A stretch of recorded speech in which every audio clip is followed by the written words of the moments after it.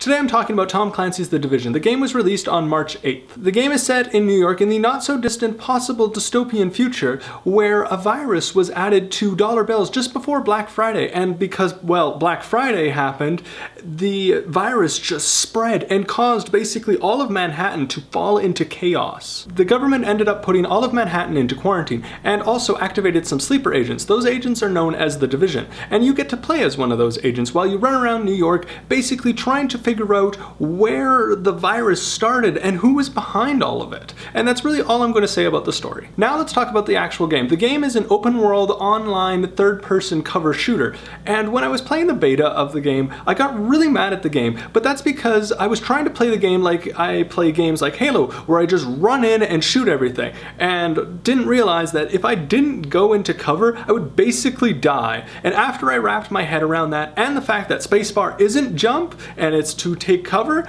well then I had a great time with the game. I've logged over 100 hours into the game on PC, and I've had a lot of fun doing it. The game is fun solo, but it is way more fun when you are playing it with friends. One downside to the game is that some of the missions are very repetitive. Like there's a couple missions where you have to go and rescue some hostages, and you basically do that, but then guess what? You have to do another required mission, and you get to do the exact same thing with a slightly different scenery.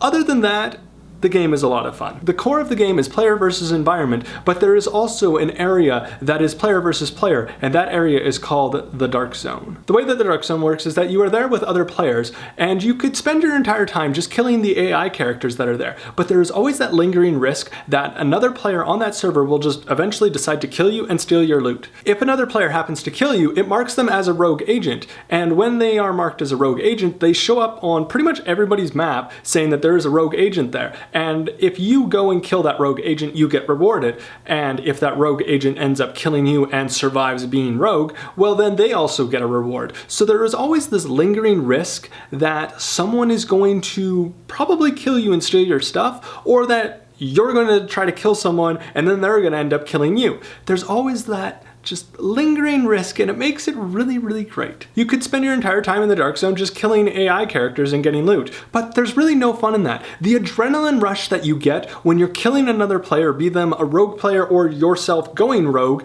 is just amazing. And the fact that when you're trying to do certain things, that there's just this lingering risk that you just don't trust anybody that is not part of your group, because anybody at any given time could just decide, I'm going to kill you, and then a firefight will break out, and there's just that risk, and it makes the Dark Zone just that much more fun. I love it. The game does have some bugs and glitches that my friends and I like to call features, but I'm sure that the developers are working on getting these features resolved and making the game even better. I would rate this game 7.5 out of 10. The reason why is because there are certain features that are very annoying and really do need to be resolved very quickly to make the experience just that much better.